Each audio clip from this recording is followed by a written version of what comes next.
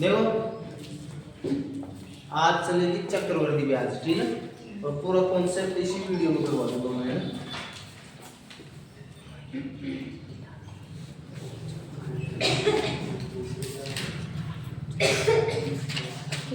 चक्रवर्ती ब्याज पहले तो ये बता देता हूँ कि एक चक्रवर्ती ब्याज होता क्या है। जैसे एक एग्जांपल देता हूँ, 10,000 रुपये जैसे मान लो आपने किसी से 10,000 रुपये लिए है ना, और 10% वार्षिक दर है, तो 12 महीने बाद में आप उसको दोगे कितने, 10,000 का 10,000 और 10% ब्याज 1,000, मतलब 10,000 का 10% 1,000 है ना, तो 11,000 रुपये देखो। अगर एक साल बाद में 11,000 देंगे तो 2 साल बाद में कितने, साधारण ब्याज तो क्या होता है, जैसे 10% निकालिए 10,000, ये लिखते हो 10,000 रुपये है ना, प्रिंसिपल समझते हो, मूलधन है ना, मूलधन को ही प्रिंसिपल बोलते हैं इंग्लिश में, हम शॉर्ट में लिखने के लिए पी से व्यक्त कर देते हैं, ठीक है। और जैसे आपके इंटरेस्ट है, रेट लिख देता हूँ पहले, रेट है, रेट का मतलब दर, 10% दर है ना, तो ब्याज कितना होगा एक साल का, 10,000 का 10% कितना होता है 1,000। अगर ब्याज साधारण हो तो एक साल का 1,000, 2 साल का 2,000, 3 साल का 3,000, ऐसे चलता रहेगा ना, हर साल 1,000 बढ़ेगा अगर साधारण हो तो। लेकिन ये ब्याज कौन सा है, चक्रवर्ती मतलब कंपाउंड इंटरेस्ट है ना। और चक्रवर्ती ब्याज में क्या होता है, जैसे पहले 10,000 था, जैसे 2 साल का बताता हूँ, एक साल का ब्याज निकाला 10,000 का 10% 1,000 होता है ऐसा, ठीक है। फिर दूसरे साल का 10,000 का 10% 1,000 होता है, लेकिन इस ब्याज पर भी ब्याज लगेगा 100। दूसरे साल का ब्याज कितना हो गया 1,100, मतलब 1100, ठीक है। पहले साल का 10,000 वो 1,000, दूसरे साल में 1,100। इसी प्रकार तीसरे साल में कैसे होगा, जैसे 10,000 का 10% 1,000, फिर 1,100 का 10% 110, इन पर भी ब्याज लगेगा और इन पर भी लगेगा। एक मिनट पूरा पहले निकाल लेता हूँ, 2,000 और मतलब 2,100 का 10% 210 है, इन सबको जोड़ो 21 हो गए, 2100 का 10% 210, ऐसे 3 साल का निकल गया। ये समझाने के लिए आपको इस तरीके से करना नहीं है, तरीका मैं शॉर्ट बताऊंगा, ये अभी केवल समझा रहा हूँ। जैसे पहले साल का 1,000, दोबारा इस पे भी ब्याज लगा और इस पे भी ब्याज लगा, तो कितना हो गया दोबारा, दूसरे साल का ब्याज 1,100। तीसरी बार में इस पे भी ब्याज लगा, इस पे भी ब्याज लगा और इस पे भी ब्याज, तो ब्याज पे भी ब्याज लगता है और मूलधन पे भी ब्याज लगता है, इसे क्या कहते हैं, चक्रवृद्धि ब्याज। ये क्यों कॉन्सेप्ट समझाने के लिए, तरीका ऐसे नहीं करना, आपको पता है। अब मैं बता रहा हूँ, जैसे एग्जांपल देखिए,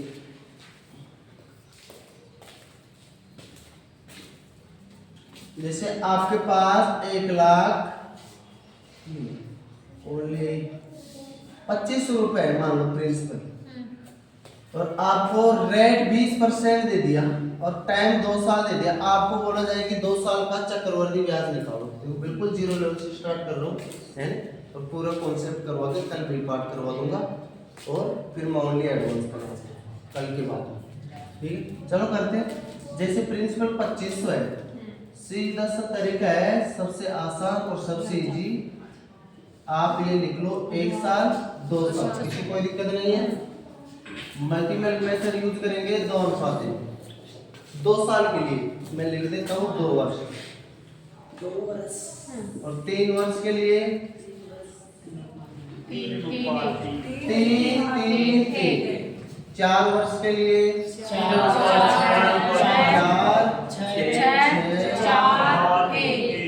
इसी प्रकार 5 साल 6 साल कितना भी लगा सकते हो। कैसे आया, सिर्फ इतना से याद रख लेना है 2 ही। 3 साल के लिए शुरू में 3, 2 और 1 3 लास्ट में। 4 साल के लिए शुरू में 4, 3 और 3 6, 3 और 1 4 लास्ट में।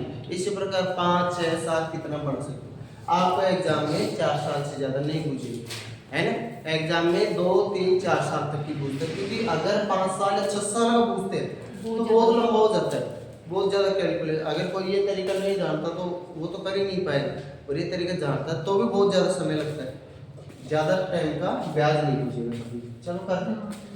अब करते हैं सीधा से, रेट कितनी है 20%, 1/5। कैसे है? परसेंट का मतलब होता है बटा में 100, परसेंट हटाए तो बटा में 100, 0 0 2 1 2 2 5 इसमें आ गया।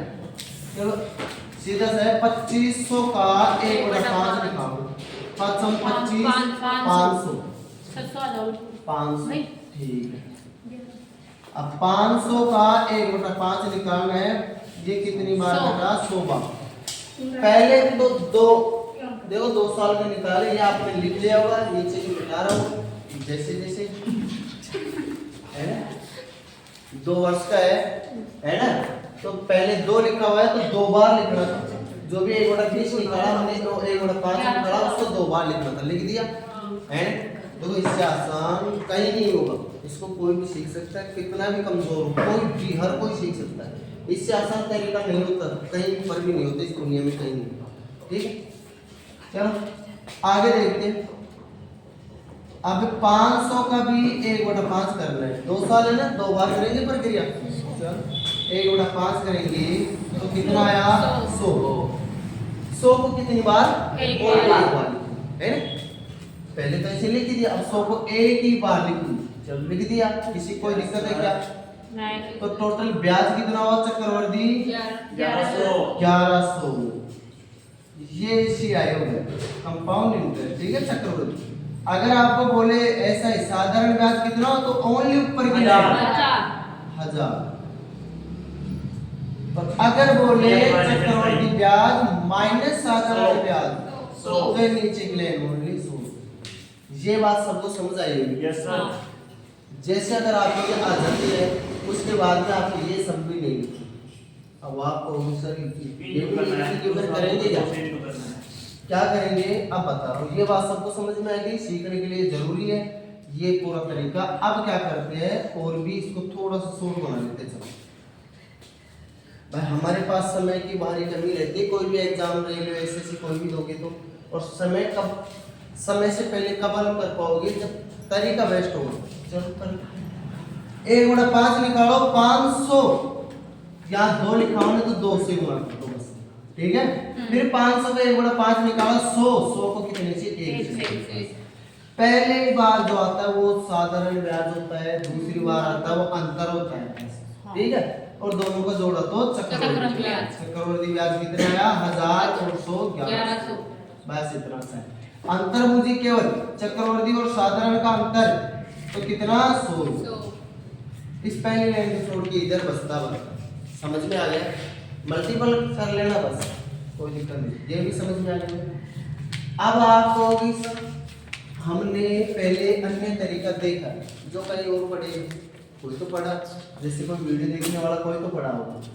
चलो जैसे मैंने बोला 2500 है, प्रिंसिपल 2500 है, रेट 10% है ना, रेट 10% है, टाइम 2 साल है। आप कहोगे कि रेशियो मेथड से बताओ, चलो रेशियो मेथड 10% का मतलब आप सब जानते हो 1/10, 10 से 11 ऐसा ही होता है। 1/10 का मतलब 10 रुपए पे 1 रुपए ब्याज, तो इधर प्रिंसिपल और इधर मिश्रधन अमाउंट है ना। तो प्रिंसिपल अगर 10 है तो ब्याज कितना? तो ब्याज 1 रुपए, मिश्रधन कितना? 11।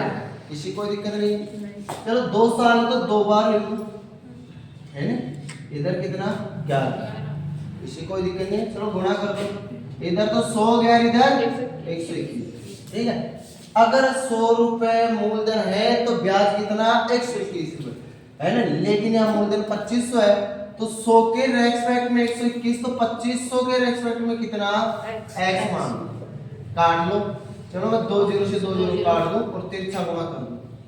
25 से गुणा करूंगा 121 को, 25 पंज 100 को 25 से 25 को 5 2 50 तो 52 5 25 और 5 30, ये हो गया 30 25 3025। ये क्या आता है? मिश्रधन आता है। अगर आपको डायरेक्ट मिश्रधन पूछे तो यही तरीका अप्लाई कर लेना। ब्याज पूछे तो अभी जो समझा शुरू में मल्टीपल मेथड, मिश्रधन पूछे तो भी मल्टीपल मेथड ही कर लेना चाहिए। क्योंकि ब्याज और मूलधन को जोड़ देना, लेकिन ऐसे भी कर सकते हो, ठीक है। मिश्रधन, ये मूलधन, ये मिश्रधन होता है, ठीक है। अब इससे ब्याज निकालना हो तो क्या करेंगे, 3025 माइनस मूलधन कितना था 2500, मिश्रधन माइनस मूलधन बराबर क्या आ जाएगा ब्याज। चलो 3025 में निकाला तो 525, ये क्या आ गया ब्याज, चक्रवर्ती ब्याज है ना। अगर हम मल्टीपल मेथड से निकाले तो भी यही आएगा। चलो करते एक बार, इसका 1/10 किया तो 250, 2 से गुणा कर लो, 2:1 होता है ना 2 साल। फिर इसका 1/10 किया तो 25, 1 से गुणा कर लो तो 250, 500 प्लस 25 हो गया 525, ये भी वही ब्याज है, ठीक है। ये बात समझ में आई। अब आप कहोगे सर हमने तो और तरीका पढ़ा है, ट्री मेथड, चलो वो भी बता देता हूँ एक बात, इसी क्वेश्चन में बता देता हूँ। ट्री मेथड सारे बता दूंगा आपको, सीखना सारे। अप्लाई आपको मल्टीपल मेथड करना है 90%। ट्री मेथड कब यूज करना है, जब पहले साल की दर अलग हो, दूसरे की अलग हो, तीसरे की अलग हो, तब यूज करना है, इसलिए सीखना है, ठीक है। ये क्यों सीखना है, जो ये वाला मेथड क्यों सीखना है, क्योंकि समय बचेगा, आसान लगेगा, कैलकुलेशन कम लगेगी आपको और समय बचेगा। चलो ट्री मेथड से करते हैं 2 साल का एक बार। आप तो कि रेट 10% है, 10% की वैल्यू 1/10 होती है, 1/10 निकाला 250 है ना। चलो पहले साल का निकालें, अब दोबारा बोला गया है फिर से 1/10 निकालेंगे तो इसका 1/10 कितना होता है 250, इसका 1/10 कितना होता है 25, ऐसे निकालेंगे 25 है ना। इसका तो ये और इसका ये और इसका ये, ठीक है। चलो जोड़ दो सभी को, ये 525 हो गया सभी को जोड़ने से, ये ट्री मेथड हो गया, सारे मेथड हो गए। और इसके अलावा आप कोई मेथड बचा क्या कर सकते हो सूत्र से, चलो सूत्र कोई काम नहीं है ना, लिखवा दूंगा मूलधन इनटू 1 प्लस r/100 घात में समय बराबर क्या आता है विसर्जन, है ना। आपको सूत्र कहीं काम नहीं है, ठीक है। अब आप कहोगे सर क्या और भी तरीका है क्या, चलो कहने देता हूँ। किताब में कौन सा तरीका है, क्या किताब में कौन सा तरीका है, वीडियो बंद कर दे, वीडियो बंद चालू रहने दो। किताब में तो सूत्र वाला तरीका है जो हमें यूज नहीं करना, टाइम लग जाता है। चलो अब मैं क्वेश्चन करवाता हूँ किताब से, आपको कॉन्सेप्ट समझाना था जो आप समझ सकते हैं कॉन्सेप्ट, है ना, कि चक्रवर्ती ब्याज भौतिक क्या चीज है, कैसे निकाला जाता है। सबसे पहले तो ये जानना चाहिए कि चक्रवर्ती ब्याज होता क्या है, चलो वो जान गए आप। उसके बाद में निकालते कैसे, आपको मैंने बताया सबसे बेस्ट मेथड है मल्टीपल मेथड, समय बचेगा। अगर कोई ऐसे करेगा तो भी मल्टीपल मेथड करना ही पड़ेगा, क्योंकि 1 घंटे में सॉल्यूशन करना होता है। रेलवे की कर रहे हो तो 1 घंटे में 75 क्वेश्चन करना है, एएलपी में टेक्नीशियन में 1.5 घंटे में 100 क्वेश्चन, और ग्रुप डी में 1.5 घंटे में 100 क्वेश्चन, एनटीपीसी में 1.5 घंटे में 100 क्वेश्चन। टाइम बहुत कम होता है, 1.5 घंटा ज्यादा नहीं है तो 100 क्वेश्चन हो, क्योंकि वहाँ साइंस जैसे ग्रुप डी में साइंस में भी टाइम लगता है, फिजिक्स में न्यूमेरिकल भी करना पड़ेगा, है ना। जीके की तुलना में साइंस में ज्यादा समय लगता है, तो टाइम कम है, तो आपको अच्छा मेथड यूज करना ही पड़ेगा। चलो पहला ही क्वेश्चन करते हैं, 6750। चलो कॉन्सेप्ट का अलग, अभी जो बनाया हूँ उसका एक अलग ही वीडियो रह जाएगा, इसको